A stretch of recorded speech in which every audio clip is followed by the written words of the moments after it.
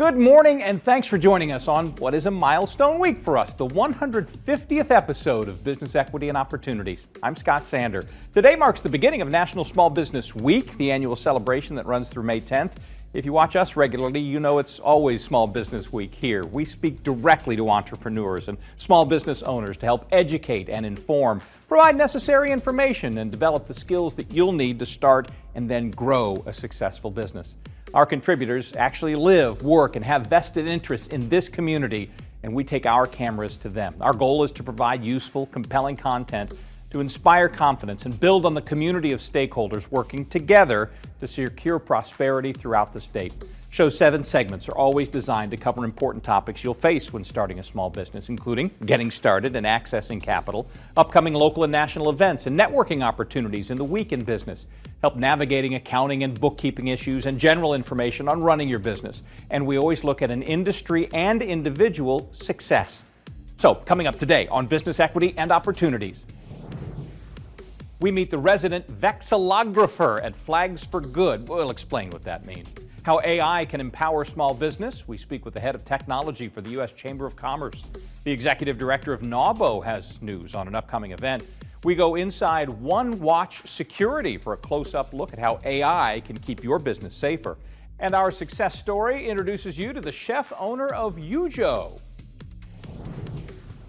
Our celebration of National Small Business Week is getting started with a visit to a family-owned masonry, engraving, and supply company northeast side of Indianapolis. Zack and Shana Light owns Ceramica, which does work like this. We're kind of fond of this piece in particular. Together, they're making their mark on iconic sites across Indiana with custom-made products, stone and brick. This is Business Equity and Opportunities. Getting started. Hi, I'm Zack Light. I'm a co-owner of Ceramica with my wife, Shana, and I run a lot of the production initiatives. So right now, my main focus is getting the laser machines operation up and running. But prior to that, it was facilitating a lot of back and forth between customers, the workshop, getting product out, and getting our merchandising and product offering out to the people. My name's Shana Light. I'm co-owner of Ceramica, and I focus mostly on sales, marketing, and customer support. She always intended to move to New York after college to pursue a career in fashion. I was studying to get involved in marketing after school, but I didn't have anything lined up. So when we decided that we were going to try to stick together, see if we could work this relationship out, but she was moving to New York for fashion, I figured that that was a good place to pursue marketing as well. So I actually got out there a couple weeks ahead of her, which I always like to remind her of. And we both pursued those respective career paths for 12 years before coming back to Indianapolis for this. Zack and I both have great examples of parents who are entrepreneurs. So I think in the back of our mind, owning our own business was always something we would aspire to do. But Zack, in the pandemic, would come to me frequently with business ideas, PowerPoint presentations of I told you I was a consultant. I make PowerPoints. Businesses he wanted to start. And when his Aunt Marianne said, hey, I'm gonna sell Ceramica, Zack came to me and said, hey, this is an actual business that is already running and it's successful and it's my family's business. And so it's really cool to have an opportunity to come in and start that entrepreneurial spirit, like apply that entrepreneurial spirit at a family-owned business. Yeah, back then I was working in the workshop doing a lot of things you're seeing the folks behind us do today. But it was some of my fondest memories in the workforce, and it goes back to actually making something, producing a product to hand off to someone rather than those PowerPoint decks that she alluded to earlier. A lot of the changes that we made, which is not uncommon for people taking over a business from their aunts, uncles, what have you, is the introduction of more technology and processes. Ceramica still runs a lot on paperwork, but we've reduced that by a lot. Introduced better documentation, access points for our customers, better ways for our customer to understand our product, how to buy it from us, and how to track where their order is along the product journey.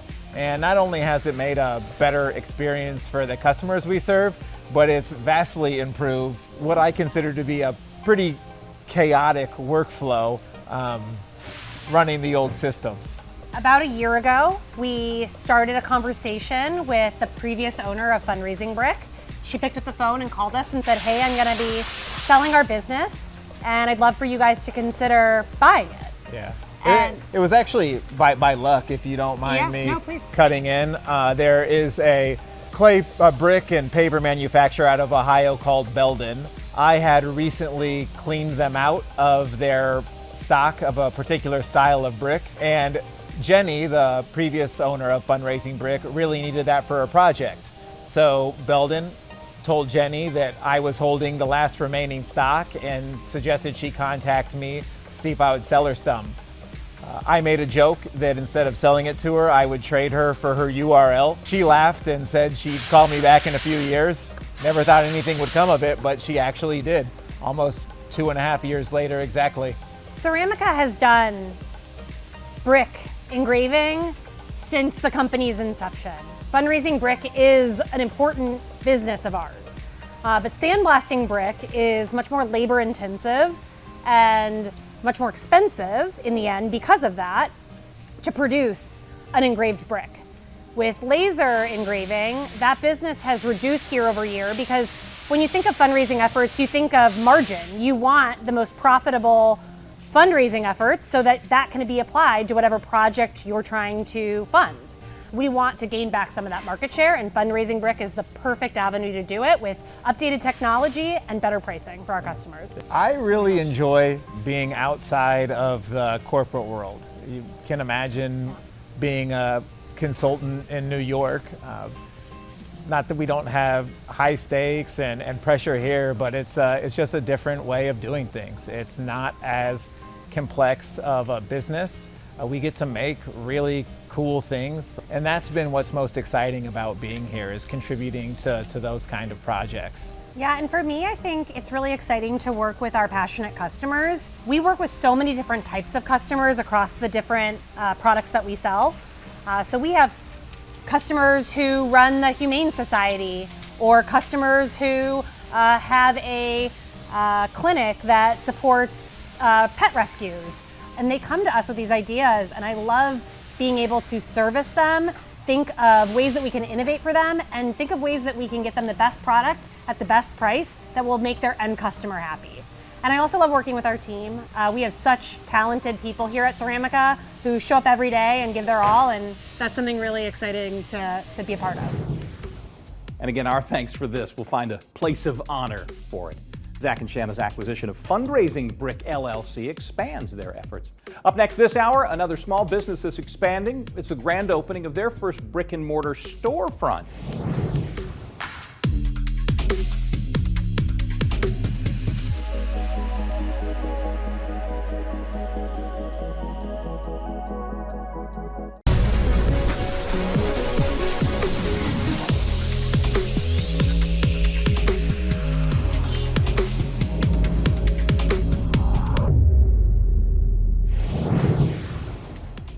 Welcome back to Business Equity and Opportunities. This week's Access to Capital segment is about some of the benefits of being able to access capital.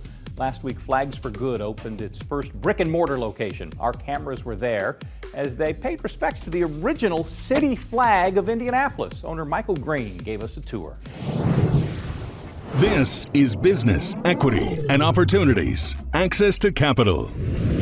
I'm Michael Green. I am the founder and I say chief flag nerd at Flags for Good. Yeah, I started it in my spare room during the pandemic. I thought it was going to be a 2-week pandemic project. I wanted to raise money for the Black Lives Matter movement. Started making flags for that, and it just never stopped. I went on to election flags and pride flags, and then I quit my job. And 5 years later, we've donated almost $300,000 to great charities, and we've put out tons of flags into the world so people can express themselves and be who they are. Yeah, a lot of people think flag design is easy because it's so simple. You know, like you think about some flags, they're 2-3 colors, maybe just some stripes. But I think that's the it's the best form of design because design is simplifying until you can't simplify anymore. And flags are the simplest form of design. But yet, they invoke the deepest emotions within us. Like a flag can make us cry, it can make us angry, you know, and they're just a few colors sewn into some cloth. So they're fascinating design objects, and that's why I've always been fascinated with them. One thing I didn't realize that would happen when we started Flags for Good was when things happened in the world, people would then look to us to figure out what causes to put money towards. So when Ukraine was invaded, people were asking us, are you gonna sell Ukraine flags? Can we give money through y'all? That was not the plan back in 2020, but that's a responsibility that we've taken on that is super important. And yeah, we love all the causes we support. We try to rotate them, spread the love around, and yeah, represent a lot of great causes out there. First and foremost, I'm just a flag nerd. And so I wanted to make flags that are good quality, that I would, you know, hold and be like, wow, this is a nice flag. So of course, we made them really strong, really sturdy. They look great in all kinds of weather. You can hang them inside, outside. So yeah, they're important things, and they're, you know, symbols that people fly because they feel really passionately about something. And so, you know, they obviously care about that thing, and so they care about the flag in return. And so that's what we try to give them. I've learned basically everything because I didn't know what I was doing, and most of the days I still feel like I don't know what I'm doing. But when I've talked to other entrepreneurs and people at the chamber and all these other people I've met, nobody knows what they're doing apparently. So it's made me feel a little bit less alone. And you know, we're 5 years in now, and it seems like it's going well. So I guess you figure it, you learn how to fly the plane as you build it, you know? There's a story that sticks out to me that a grandmother emailed in and said that she's buying a pride flag because her grandchild just came out to them. And to be a small part of that moment for that grandparent to show that their grandchild is accepted and loved who they are, that's really an honor to be a part of that. And you know, I think about all of the people that have come out that haven't had a moment like that. And so those are the stories that we get emailed in, and it just, you know, every day we're just putting flags in bags and shipping them out, but they really are going to people and making a huge impact. I mean, whenever we get the opportunity to see the people that are getting our flags and flying them proudly, that's a special moment. So up until now, we've been an online business only. So it's mostly been emails in. Whenever we've gone to Pride events and we've had a tent, then yes, we get to see the people buying them, and those are touching moments. But now that we have a storefront, we're gonna be able to see more people's faces and see the emotion that they have when they're buying their flag, and they are happy to, you know, have a symbol of who they are, and they can fly it proudly. Flags for Good is now on Virginia Avenue. Coming up this hour, we take an updated look at the history of the 500 Festival. That's next on This Week in Business.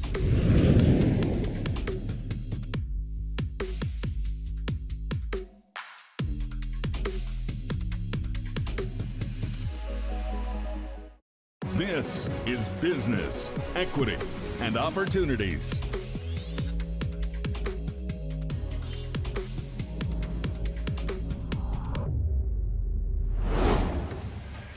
This is Business, Equity, and Opportunities. Fun time of year in Indianapolis. 500 Festival kicked off the month of May last week on Monument Circle. Tens of thousands of people gathered for the mini marathon and 5K over the weekend. And May 10th, younger fans get in on the fun with the 500 Festival Kids Day and Rookie Run.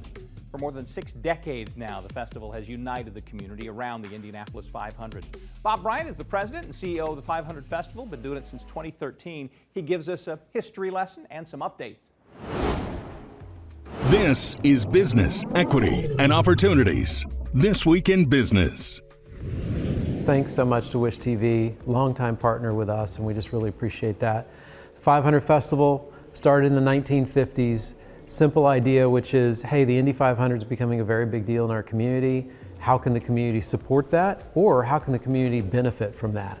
So it has a nice broad mission, which is just simply to enrich lives and foster positive community impact and celebrate the Indy 500.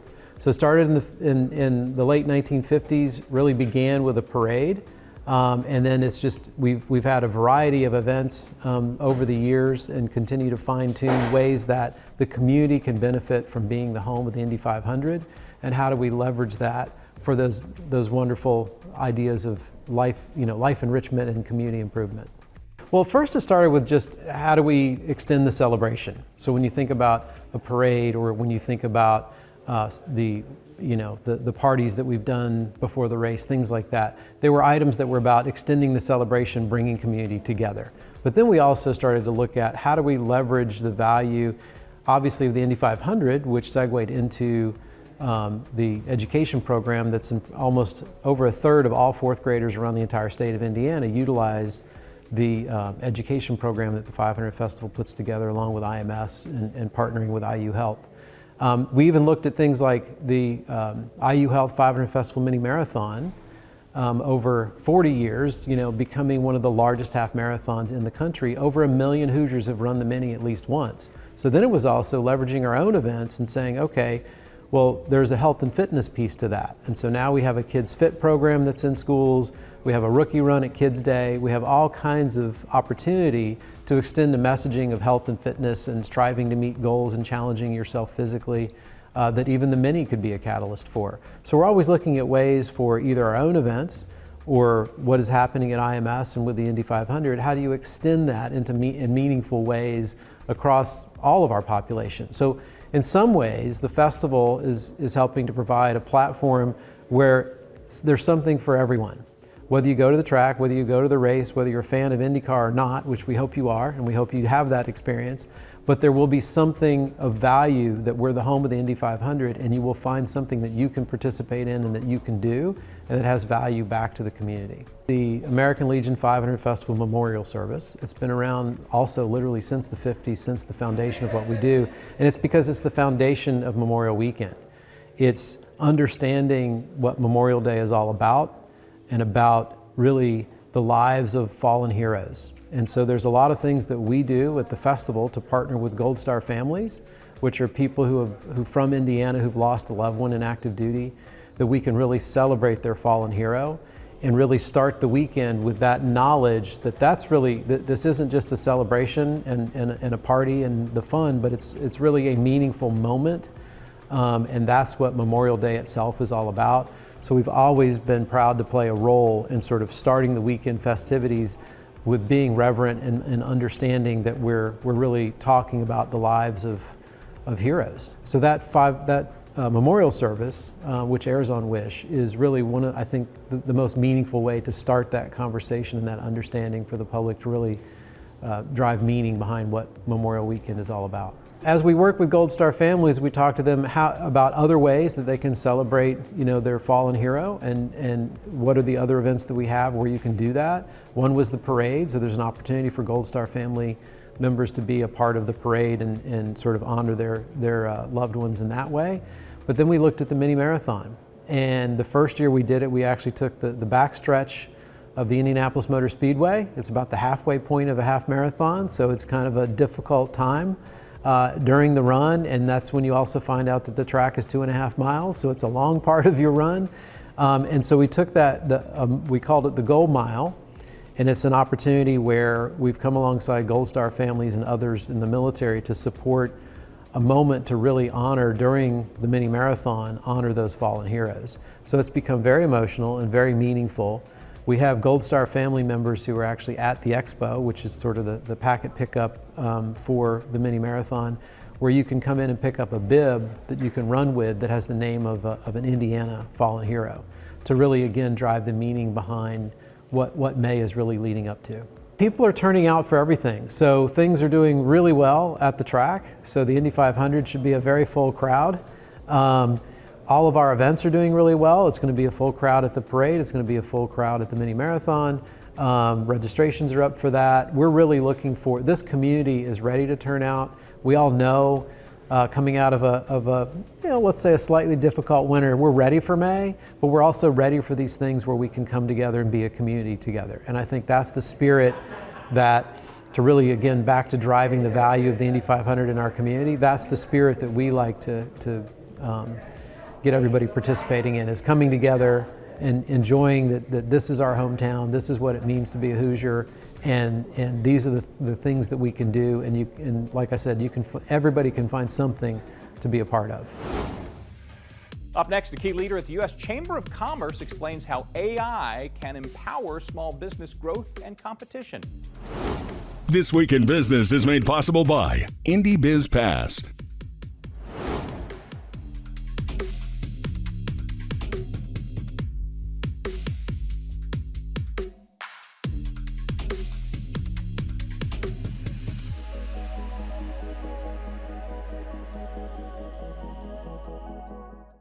This is Business, Equity, and Opportunities.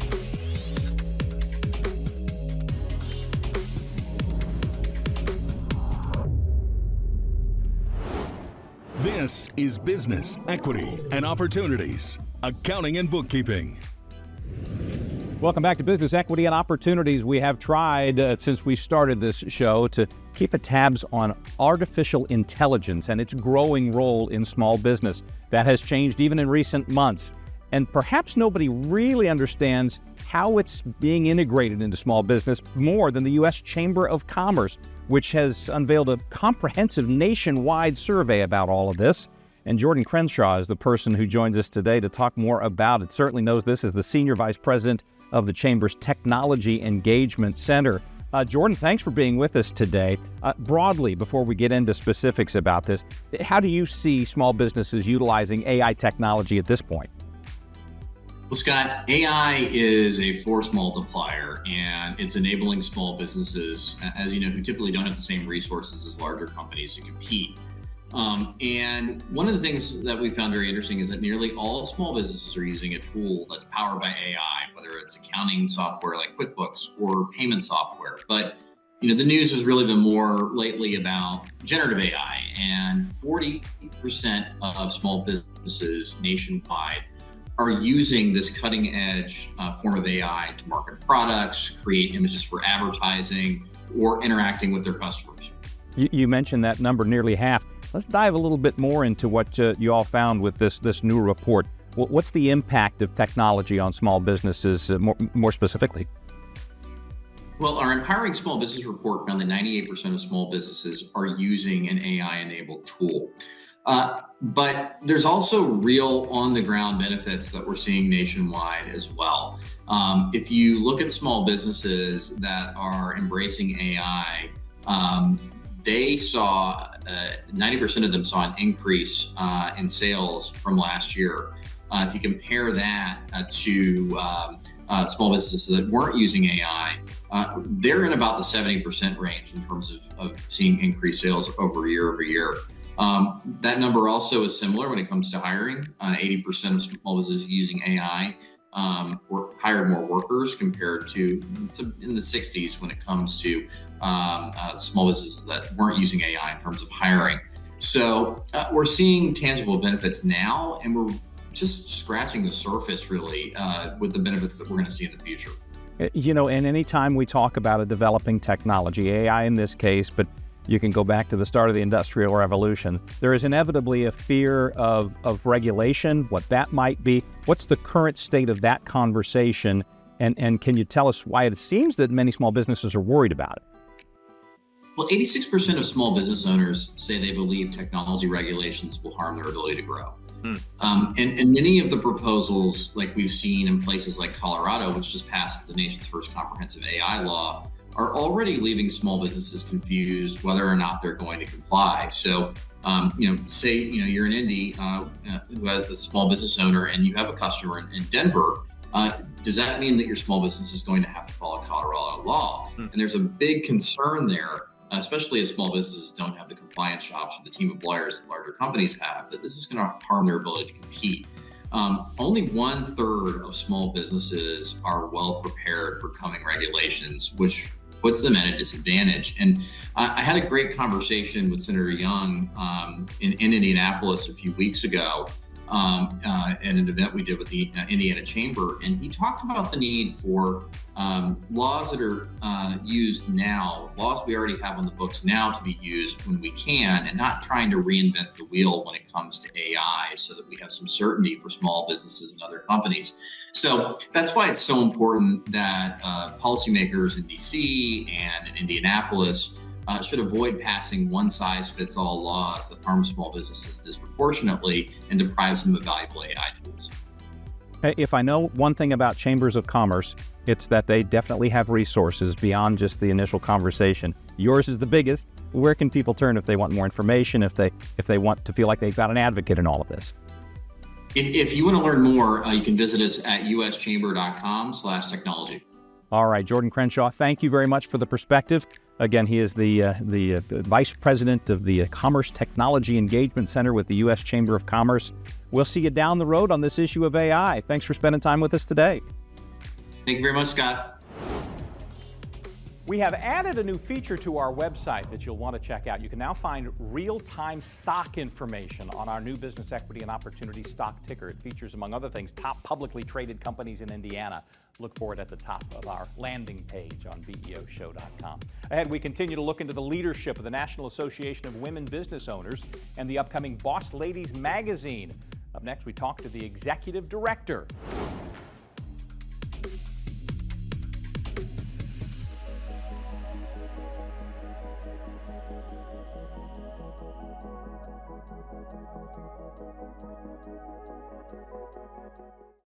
This is Business, Equity, and Opportunities.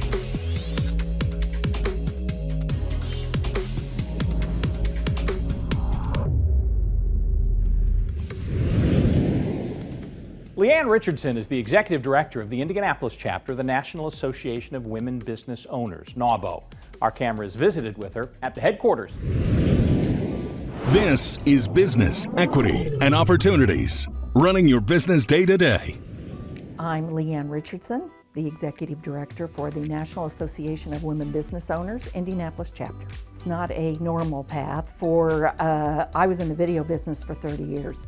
So started off in business development and did that for 23 years and then worked my way into producing a TV show for a company that worked with Purdue. And then I just happened to hear about NAWBO and an opportunity to come and work here as an administrator at the time, and was looking to make a change in a career. So after a 30-year video business career, I jumped into nonprofit work. Well, NAWBO stands for National Association of Women Business Owners. We were formed 50 years ago because women really didn't have a voice. They couldn't participate in federal contracts. They couldn't get loans without a male co-signer. So I think there were 12 insightful women in Washington, D.C. that banded together to really make a difference. And it took them a little while. It took them about 13 years to really help craft legislation that became the Women's Business Ownership Act. But we really were formed to help women really propel in business, and I think we've done a great job at that. Oh, absolutely. There is a lot of legislation that directly impacts women business owners. And in fact, we routinely provide members who can testify in front of Congress, about specific bills. We actually run some studies on how the pricing for taxation might impact a business. So we have a whole government affairs group that works on monitoring legislation that really impacts women. We don't have one particular industry that people are involved in. We bring together, people in the service industry, people in the marketing and manufacturing and leadership development. So we really we have a whole host of women business owners that come together in this organization to make a very dynamic partnership with each other. So we coined the phrase Think NAWBO First several years ago, and typically for that reason, because we want women to participate with each other. We want women to lift each other up and really help each other build their businesses. I experience that on a weekly basis because people reach out to me by phone, by email, by text. Hey, do you know anybody that does this particular thing? I had it happen to me yesterday. One of our corporate partners reached out and said, hey, I'm looking to do this. Do you have members? I was able to rattle. During the conversation, I was able to give her 10 or 12 connections at the time I was talking to her, and then I thought of a couple more when I hung up, so I followed up. But I'm constantly getting asked, not only by people involved in NAWBO, but people outside. And so, yes, they really look to NAWBO and other organizations like NAWBO to provide, good resources for people that provide services that they're looking for. Well, actually, we have 3 different events that we do throughout the year. Our first one is Day at State House, which typically happens in the first quarter of the year.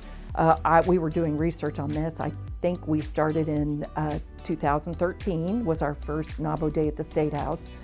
We have a Females United and Empowered to Lead event that we typically do in October of every year that really helps kind of build women up to maybe run for office or understand the process of legislation a little bit better. And then we also have our NAWBO Day at City Hall, which is what we're getting ready to have.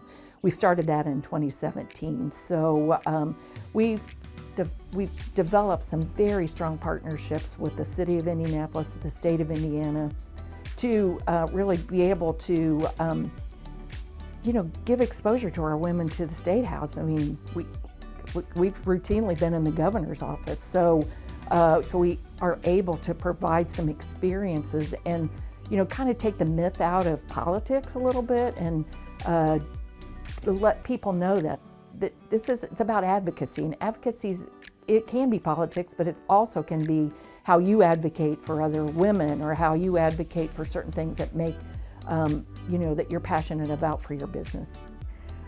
Well, I think that our president, Dr. Janice Curtis Banks, have worked with her for the past couple years, and she's really been passionate about our history of NAWBO and what kind of impact have we made on our state, our city, nationally. And so we started pulling together information. She had met Victoria at an event, and so she wanted to leave a legacy of a history of NAWBO. I mean, we're almost 28 years old.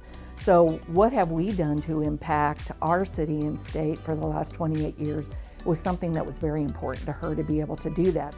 Another of Janice's passion is her lift up, show up, speak up. And I've really tried to help that mantra as well, to pave the way for women to walk into a room and you're already halfway past the battle of trying to figure out who's in there, getting to know them. And so that's been my biggest passion. And I sent out something this morning to our membership base about the articles and the promotions that you guys are doing, and I got a couple of emails saying, well deserved. So makes my heart feel good. NAWBO Indianapolis Day at City Hall is coming up May 7th. Special event runs from 8 to 11:30 in the morning. That's the Wednesday at the Indianapolis City County Building. This year, NAWBO partners with the city's Office of Minority and Women Business Development. Everything's free, offers you a chance to hear directly from city officials. Follow the QR code to our website. We have a link for more information there. Coming up this hour, we go behind the scenes at One Watch Security to find out how it's using AI to better protect small businesses.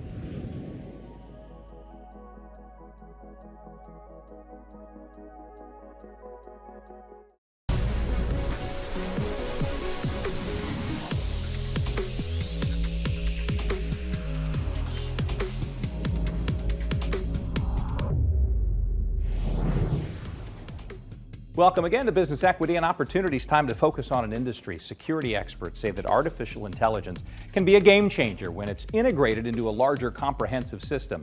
One Watch owner and CEO Austin Smith welcomed us inside his company's command center to get a lesson on how AI can improve the security landscape. This is Business Equity and Opportunities. Industry Focus.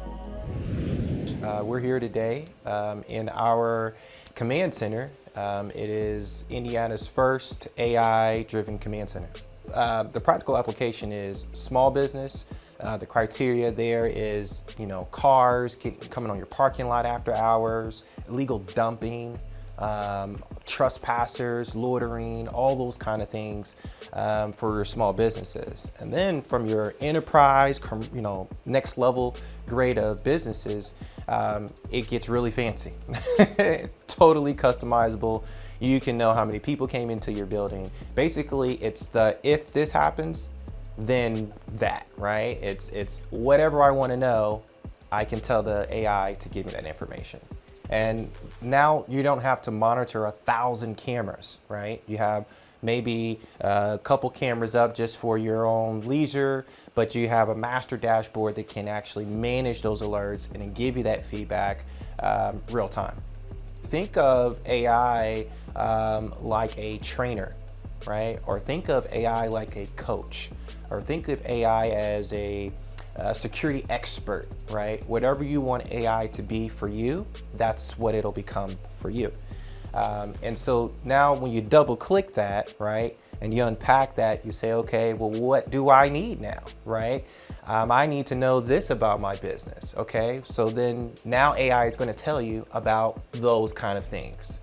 And it gives you the ability to enhance your operational efficiency, right? It gives you the ability to optimize your systems, right? It gives you the ability to scale faster and yet still be effective and impactful at the same time. It's kind of like you walk into the dealership and you're like, there's no way I can afford it until I actually start to talk to someone, right? And so now we're creating an opportunity where you can come in and we actually can talk about customizing AI to your needs. You're not going to need FBI, AI surveillance, right? But you need standardized, making sure things are what you need them to be. And that's what we're here for, is to make sure that it stays within your budget. We had an incident not too long ago where we were able to get an alert from our AI, and I believe we were able to retrieve almost $100,000 worth of assets that left a construction parking lot. And that's huge. That paid for the whole system times 10, right? And those are the success stories that we get all the time. So here on the screen, you can see two individuals. They're going into a construction site.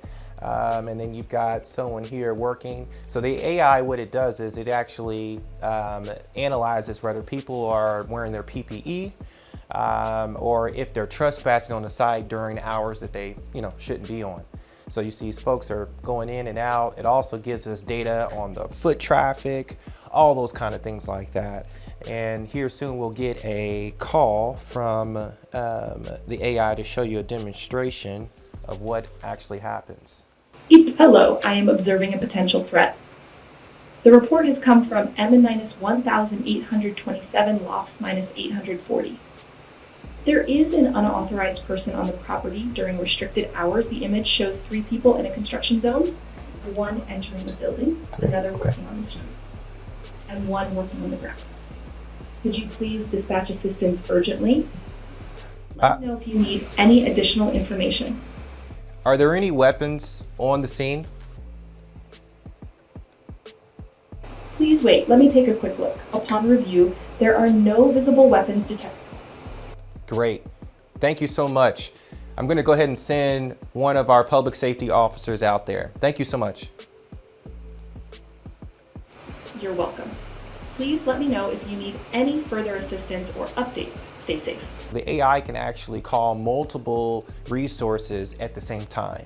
So this AI that we have can call 4 resources, whether it's the police department, fire department, EMS, our team, anybody on the call list that we want to designate, all at the same time, versus the human component where it can only call one person, right? Tell them what's going on, go through the actions, and then hang up and then call the next person, right? Our system, the AI system that we have, can call multiple people at the same time, give them the same information with 2-way interaction, and at the same time be able to delegate accordingly as well. We're getting ready to release an announcement where we're going to give 100 AI generated cameras away to small business and underserved communities where they can be a part of this program. And so here in the next month, we'll actually make that official, and we're really, really excited. Folks can sign up, and then we'll make sure to meet the qualifications, and then they'll be able to pick up their cameras. My prediction is there will be a ton of new courses and school programs that will be made more available. I think it will become a necessity for children on up to learn about AI. I believe that AI won't be as foreign as it is now. It's very similar to the electrical vehicles, right? When electrical vehicles first came, people like, I got this cool gadget, and then slowly there was a transition that came. So my prediction is there will be a significant learning curve that occurs where folks will start to learn more and more how to use it in their everyday life, along with AI continuing to, push the needle forward, right? And so you think about like your personal assistant, right? You think it's the same thing. And so I tell folks, guys, don't be scared of it. Think of if you had a personal assistant that's a human, you're gonna trust them with that information, right? And maybe not, they have a good day, right? And they disclose your information, right? But so it's the same thing, right? But AI is more secure if you make sure that you have the right criteria, more security things in place to enhance the experience. So we have NDAs and all the legal infrastructure in place to make sure that AI does not leak out information that it shouldn't. And all the customers that sign up, the information is exclusively for them and them only, because it is their property, not ours. They're essentially hiring us to support them to manage what they currently have. So I would say the first step is, one, go online, right? YouTube, learn a little bit about AI, learn about all the cool things that AI can do.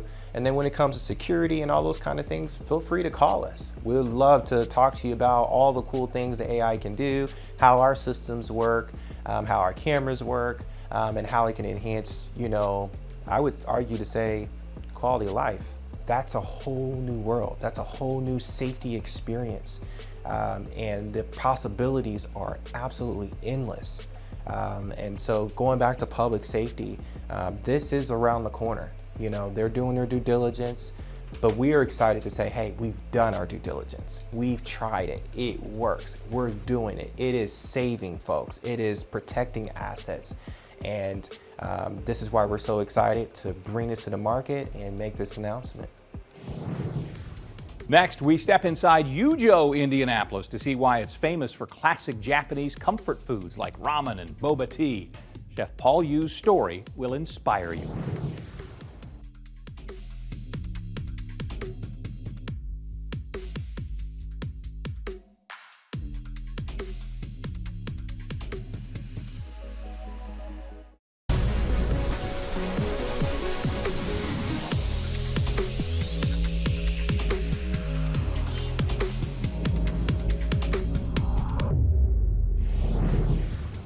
Welcome back. So we've talked about Small Business Week, the 500 festival activities, all popular month of May events. May is also Asian American and Pacific Islander Heritage Month. And as part of that celebration, we want you to meet Paul Yu, the owner and chef of Yujo. He's a Carmel resident and Chef Academy graduate who traveled to Japan to attend ramen school and successfully bring authentic Japanese comfort food to his Northside restaurant. This is Business, Equity, and Opportunities. Success Story. I started working at a ramen restaurant back in 2016, the first ramen restaurant at Ramen Ray. So I was a GM there for a little bit, and then I kind of learned in and out of the restaurant, so the X and O's. Okay, then after a little bit working there, decided to go to Japan to get some more traditional training to kind of know what makes ramen great in Japan, try to bring that to the States. So as an entrepreneur, also kind of gave me some confidence how I can create my own menu and build my own restaurant off that. Our ramen, we try to source from local ingredients, and we also really build upon the traditional Japanese style. So the same recipes and fundamentals that make ramen great in Japan, we tried that to bring it over here. And then on top of the ramen, we paired that with our bubble tea. So a lot of other places kind of brew pre-hand. We freshly brew our teas to order, so that's something different about our shop. I think it first starts being experienced in the field. So working at the previous ramen restaurant, that kind of gave me a lot of confidence and experience to kind of see the good and bad side of running the operation. That kind of led me to create my own menu and see what's good for the market here. I think there's many things that go into success for a restaurant. Being flexible to the market, but also having identity. Identity is really important. So I think it's been said that like a restaurant for everybody is a restaurant for nobody. So really kind of identify your niche. So we really want to focus on ramen and bubble tea. So not trying to do everything, like keeping our menu small and focus on quality. So I think for a lot of local businesses or smaller businesses, they kind of use the same approach, just focusing on quality and taking care of their guests. Community is definitely important for any restaurant. Recently, we've been trying to connect with some recent community groups. Every month, we host a book club here. They're connected with the Indianapolis Public Library, and then we also reach out to like the Pokemon Go Discord group as well. So they come here bi-weekly. And then we also try to connect with the Japanese community here. So upcoming in May, we're going to be partaking in a Japanese Cherry Blossom Festival in Carmel. So yeah, those type of things. We really try to bring in like local groups and to our restaurant and collaborate and have a nice place for them to gather. For any restaurant person who cares about like what they serve to the guests, this like a simple like a nod or comment like, hey, this is a really good bowl of ramen, or there was a great meal. Thank you for, making it. Those type of comments really, bring satisfaction to what I'm doing. Yeah. A few weeks ago, we introduced you to Nita Ansari, the Chief Innovation Officer at 16 Tech, this year's winner of the Mirror Resilience Award. That conversation went so well, it went on longer than we could put on our broadcast, so we've selected it to be our next extended conversation on the Business Equity and Opportunities podcast, part of the All Indiana Podcast Network. You'll be able to find a direct link to all those conversations from our free newsletter that comes out every Tuesday. Sign up for it on our website, follow the QR code, it'll get you there. We'll be back next week with more information to empower and inspire you. As a reminder, our show airs every Sunday free over the air on Wish TV and online at wishtv.com. And we post each of our 7 segments from the week past and past episodes on our website as well. So as always, thanks for spending an hour with us. Join us next week for more business equity and opportunities. Till then, I'm Scott Sander. Have a great day. Business, equity, and opportunities made possible by Fifth Third Bank, Indiana Black Expo, Gemco, Indy Biz Pass, Bose McKinney & Evans, Eskenazi Health, and Lilly, a medicine company.